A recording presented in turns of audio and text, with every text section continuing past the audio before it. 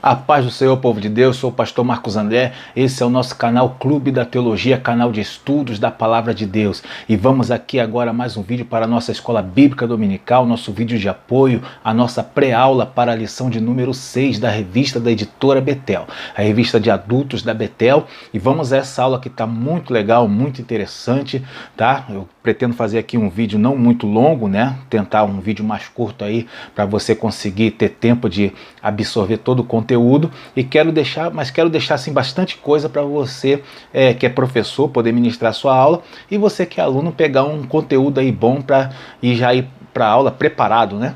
Vamos então a essa lição de número 6, para ser ministrada em 7 de maio. O tema da lição é a bênção de Abraão chega a todos por Jesus Cristo. Esse é o tema da lição, né? Sabemos que esse trimestre da revista Betel está falando de Gênesis, né? E aqui vai falar do chamado de Abraão, da promessa ou das promessas que Deus faz a Abraão, mas principalmente a uma promessa. Vamos ver isso na lição. Amém, meus irmãos? Então vamos lá. O textuário da lição está em Gênesis 3, verso 9, e ele diz assim, ó: de sorte que os que são da fé são benditos com o crente Abraão. Gálatas 3, verso 9, tá? Esse é o textuário da lição, amém? Peço que você não se esqueça de deixar o seu like aí nesse vídeo, tá bom? Para ajudar a gente aí no nosso canal, né? E peço também que você adquira os nossos conteúdos, tá? Os meus 2 livros que foram publicados, meu primeiro livro, O Maior Milagre de Jesus, e o meu segundo livro, publicado esse ano, né, é o Livro das Obras Contexto. Amém? Bom, vamos aqui então, verdade aplicada. Diz assim, ó: nosso passado não define o nosso futuro, quando Deus intervém em nossa história. Amém? Essa é a verdade aplicada, é a verdade que se aplica às nossas vidas hoje, tá? Vamos lá então, continuando. Vamos ver aqui o primeiro tópico da lição, né? Então ela está falando do chamado de Abraão, tá? E eu quero lembrar os irmãos que na descrição desse vídeo tem aí os links para você acompanhar essa lição lá no nosso blog, no Clube da Teologia, e também para você quiser adquirir os nossos conteúdos, né? Que é aí o nosso subsídio para essa lição, que eu coloco o aviso lá no blog. Bom, vamos aqui na introdução. Eu vou destacar o primeiro parágrafo, diz assim, ó: o chamado de Abraão aparece no início da história bíblica, Gênesis 12, tá? Então a gente tem que entender o seguinte: Deus havia elaborado um plano genial, né? Um plano para redimir a humanidade. Era um plano que não só justificava a humanidade, mas redimia, né? Ela faz com que o ser humano seja habilitado a estar de volta para a posição de intimidade com o Senhor, de relacionamento com Deus. Então esse plano ele sairia caro para Deus, né? Porque ele teria que enviar o seu próprio filho. Só que Abraão, o chamado de Abraão é apenas uma das etapas desse plano, tá? Então a gente vai ver que todo aquele chamado que Deus faz a Abraão é para cumprir uma das etapas. E a gente vai ver o cumprimento desse plano que vai estar mencionado aqui na lição.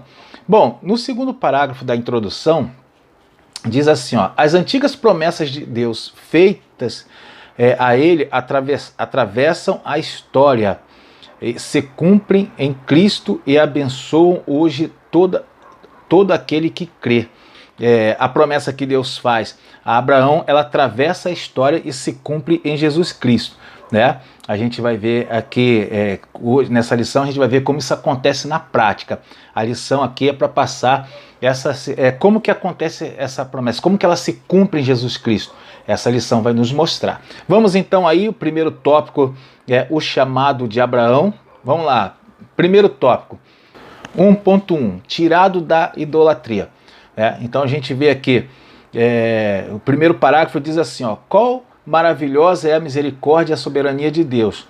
Qual não seria o destino de Abraão se não obedecesse o chamado de Deus? Essa pergunta a lição própria responde, né? O destino dele seria a mesma idolatria. Essa situação aqui, ela chega a ser emblemática para a gente, né?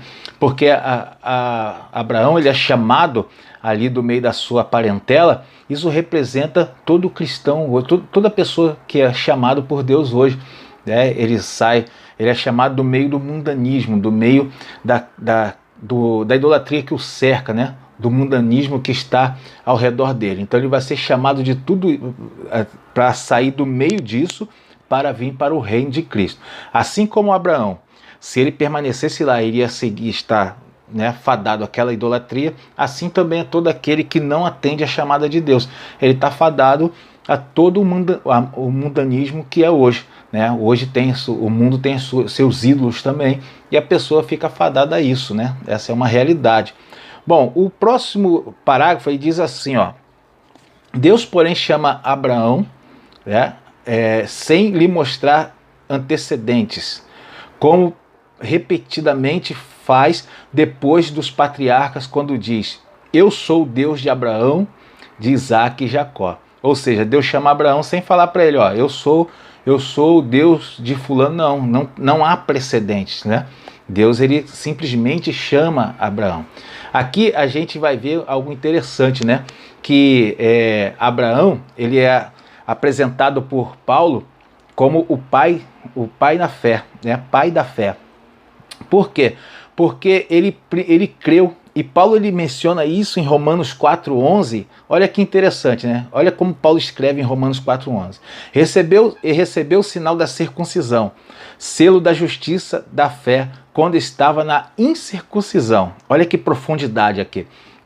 Para que fosse pai de todos os que creem. Por isso ele é mencionado como pai da fé. O que Paulo quer dizer? Que Abraão, ele vai ser chamado antes da circuncisão. Então ele é pai dos judeus, pai dos que são da circuncisão, né, porque nele vai ser dado esse sacramento, né, e é também pai dos que creem, porque ele primeiro creu, antes da circuncisão, primeiro ele creu. Então primeiro ele é pai dos que creem, ou seja, pai de todos nós. Bom, continuando então, meus irmãos, vamos para o próximo subtópico, que é 1.2, e o tema desse subtópico é escolhido para ser abençoado. Tá? O primeiro parágrafo diz assim, ó: é muito importante notar que Deus não diz a Abraão que caso ele vivesse em justiça, Deus o abençoaria. Deus escolhe e promete abençoá-lo. Né? Ou seja, Deus ele não fala para Abraão, ó, se você fizer assim, eu vou te abençoar. Ele não fala isso, ele já fala que seria abençoado.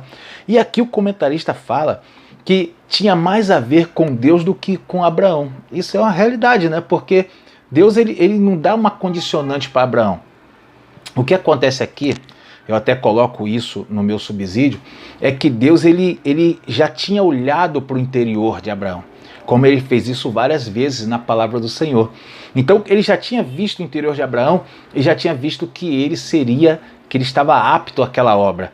Né? Já viu que Abraão tinha algo diferente. Isso acontece na palavra de Deus por diversas vezes, né? Por exemplo, quando foi o caso com Samuel, quando Samuel ele vai ungir a Davi. Então Samuel, ao ser chamado para ungir a Davi, ele chega e ele vê que os outros filhos de Jessé pareciam ser o rei, né? E aí Deus fala assim, ó, não atente para a aparência, porque você olha o que está no exterior. Eu, porém, olho para o interior. Então, Deus já tinha visto o interior. Que interessante, né? Então, Deus já tinha visto que Abraão teria aquelas condições, né? Como foi, por exemplo, com Paulo, tá? Lá, Deus, quando vai falar para Ananias ir orar por Paulo, Deus fala que ele era um vaso escolhido. Deus já tinha visto o interior, né? Bom, vamos lá, continuando então para o próximo subtópico, 1.3. O tema desse subtópico é chamado para um propósito. Esse é o tema do subtópico. O primeiro parágrafo diz assim, ó: o chamado de Deus a Abraão tinha um propósito maior do que Abraão. Deus abençoaria todas as famílias da terra. Então é um propósito, né, muito maior do que Abraão poderia imaginar. Isso a gente tem pela igreja como ela é hoje, né? A igreja alcançou o mundo inteiro. Depois de tantos anos, Abraão nem imaginava o que ia acontecer, né? Então esse subtópico ele fala para a gente o seguinte: nós temos que entender que o nosso chamado ele atende um propósito muito maior do que nós mesmos. Deus não chamou você para ser cristão, para ser crente, só para você confie em si mesmo, para você ser abençoado somente e acaba por aí. Não é assim. Deus chamou você para dar prosseguimento à obra, porque outros antes de você foi chamado e outros serão chamados depois de você. Esse é o fundamento. Aqui, inclusive, nesse subtópico, eu quero fazer um comentário do seguinte, né? Deus, hoje, nos dias atuais, existem os ministros que pregam autoajuda, muita pregação, muita mensagem de autoajuda, como se o grande propósito do evangelho fosse abençoar cada um individualmente. Mas não é assim. O grande propósito do evangelho é uma bênção coletiva para todas as famílias da terra. Por isso, a chamada de Abraão. Por isso, o propósito de Jesus Cristo. Então, temos que tomar cuidado com essas mensagens de autoajuda dos dias de hoje, porque se ficar os pregadores de autoajuda e essas pregações ficarem no nosso meio, incutidas no nosso meio, daqui a pouco não vamos ter mais uma mensagem cristã que conduz à salvação das pessoas, e sim uma mensagem, né, para treinar mercenários. Né? Cada um que entrar nas igrejas vai aprender a ser um mercenário. Se Deus abençoar, ele permanece. Se Deus não abençoar, ele vai embora. É assim que está sendo hoje, né? Então temos que tomar cuidado com esse tipo de mensagem. Continuando, meus irmãos, vamos para o próximo tópico. O tópico 2, o título é De Abraão para Cristo. O primeiro subtópico, 2.1, o tema é As Bênçãos em Cristo.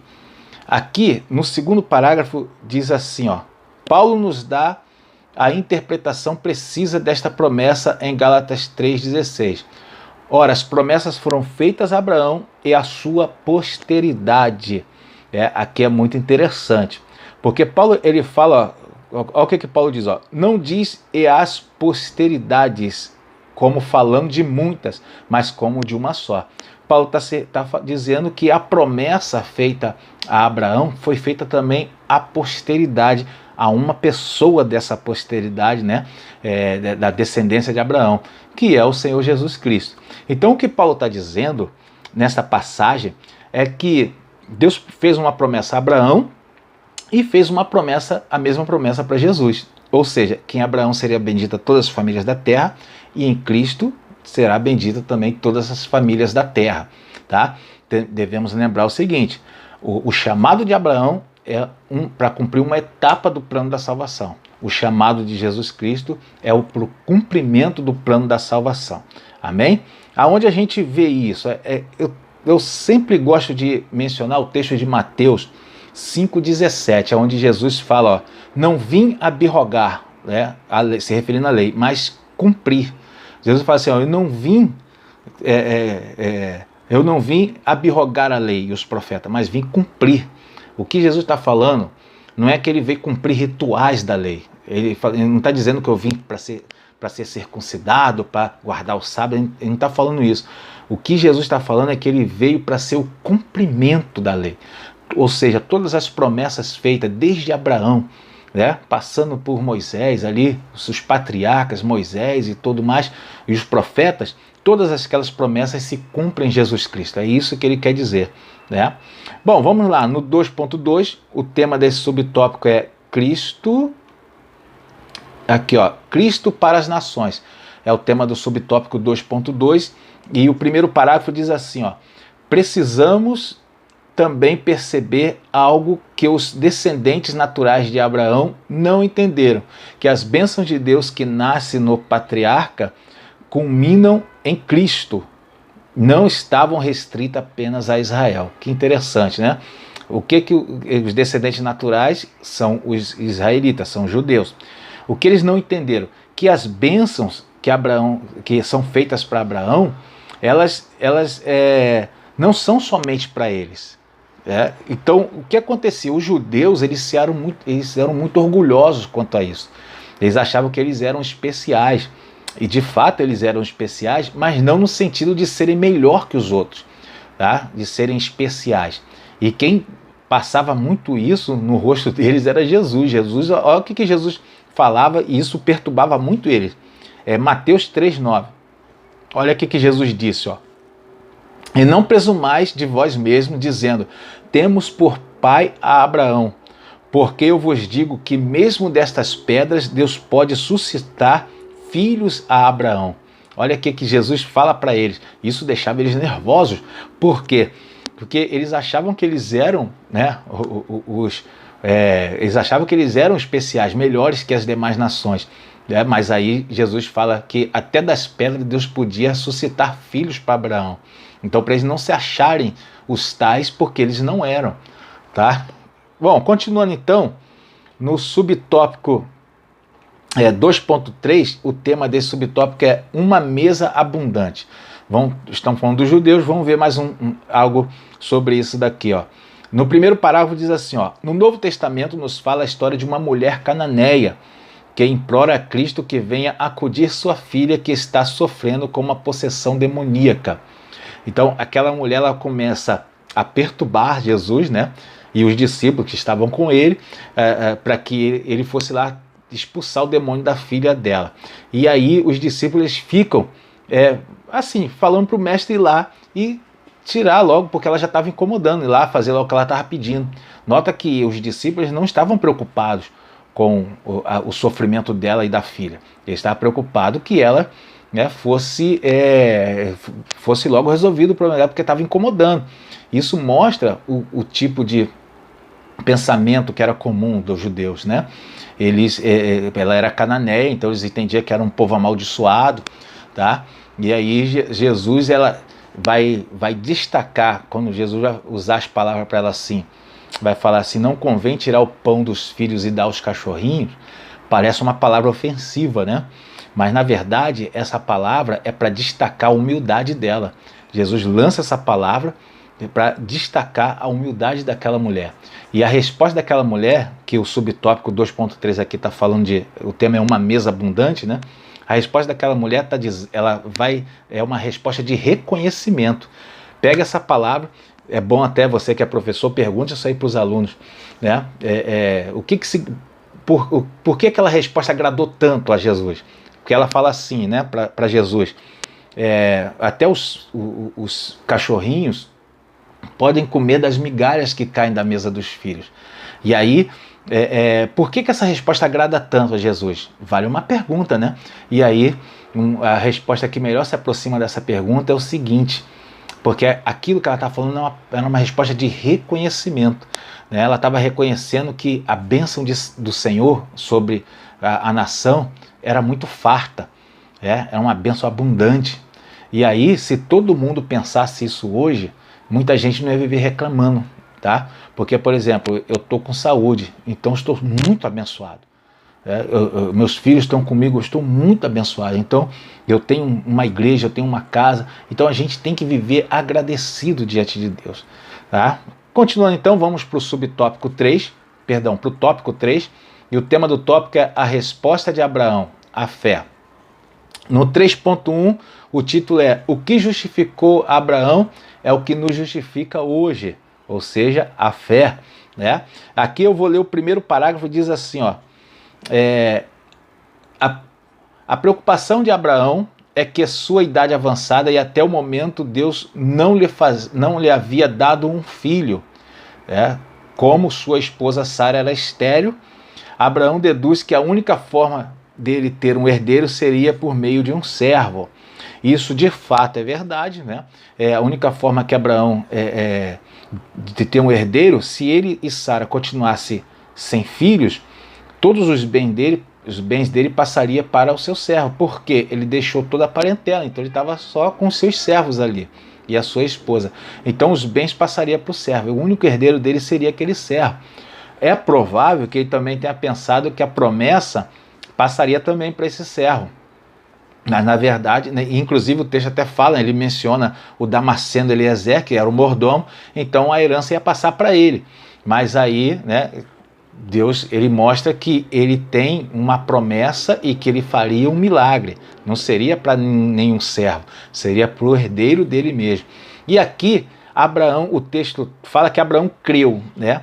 Abraão, ele creu e ele não acreditou somente na promessa, ele acreditou num milagre, que Deus ia fazer um milagre. Primeiro, Sara era estéril e ele já era velho, né? Então, ele acreditou que Deus ia fazer um milagre.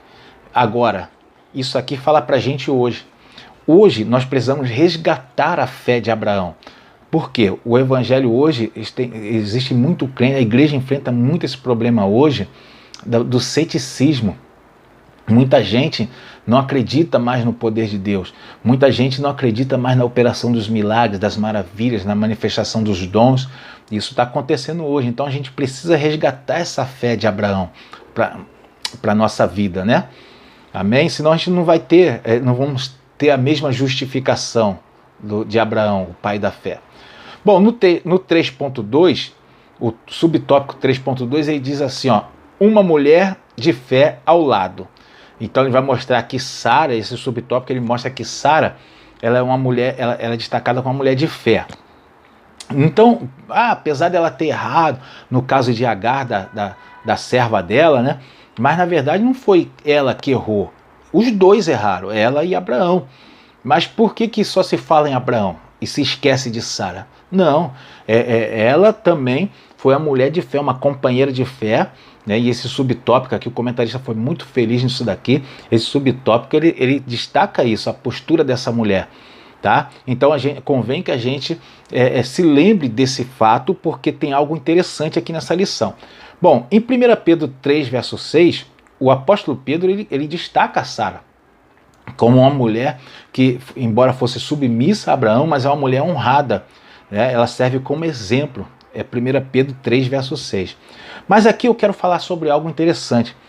Para quem for jovem aí, né, na escola bíblica, é importante que um homem de Deus, ou uma mulher de Deus, uma jovem, um jovem, que está buscando um casamento, que ele procure olhar aquela questão do namoro, né, que é para você observar a pessoa. Observe se ela cuida bem das coisas santas. Observe se ela, apesar de ser crente, né, cristã, observe se ela tem respeito pelas coisas de Deus.